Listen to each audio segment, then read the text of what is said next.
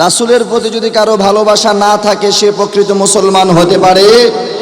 লা ইউমিনু আহাদুকুম হাত্তা আকুনা হাব্বা ইলাইহি মিন ওয়ালিদিহি ওয়া ওয়ালাদিহি ওয়ান নাসি আজমাইন। কোন ব্যক্তি যদি তার পরিবার পরিজন, তার সন্তানাদি, তার ফ্যামিলি সবকিছুর চাইতে রাসূলকে বেশি ভালো না বাসে, সে কখনোই কোশ্চিনকালে প্রকৃত মুসলমান হতে পারবে না, ঠিক কিনা?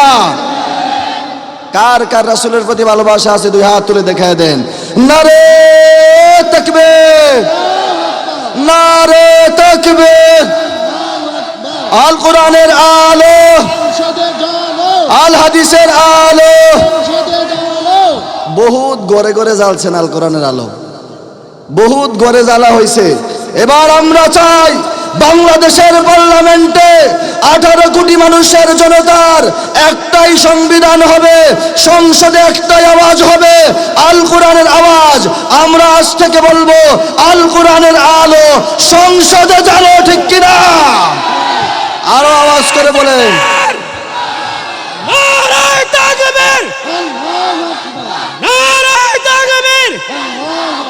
আল কোরআনের আলো, আল কোরআনের আলো সংসদে জ্বালো। নারে তাকবীর। মাশাআল্লাহ, আলহামদুলিল্লাহ। আল্লাহ তাআলা আপনাদেরকে কবুল আর মঞ্জুর করুক, পড়ি আমিন। আমরা রাসূলের ভালোবাসা একটি নাতে মুস্তাফা শুনবো, সবাই মনোযোগ দেই। তোমারি জিয়ারত পাবার আশামোর, ইয়া রাসূলাল্লাহ মরণে পাই যেন তোমার দেখা গো, ইয়া হাবিবাল্লাহ হাসরে হয় যেন তোমার দেখা গো, ইয়া রাসূলাল্লাহ। রাসূলের দেখা চান কিনা আপনারা? আমরা চাই কিনা? রাসূলের দেখা ছাড়া, রাসূলের ভালোবাসা ছাড়া কেউ কোশ্চিনকালেও জান্নাতের গন্ধ পেতে পারে না, ঠিক কিনা? হাসরে সব নবী উম্মত কাঁদিবে নিজের লাগি,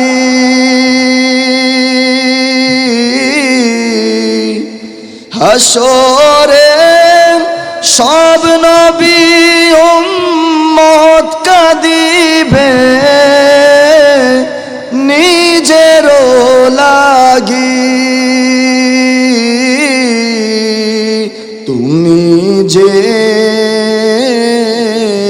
কাঁদবে শুধুই উম্মতি গো, ইয়া রাসূলাল্লাহ মরণে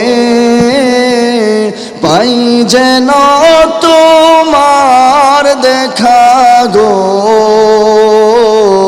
ইয়া হাবিবাল্লাহ। আমার সাথে বলা যাবে?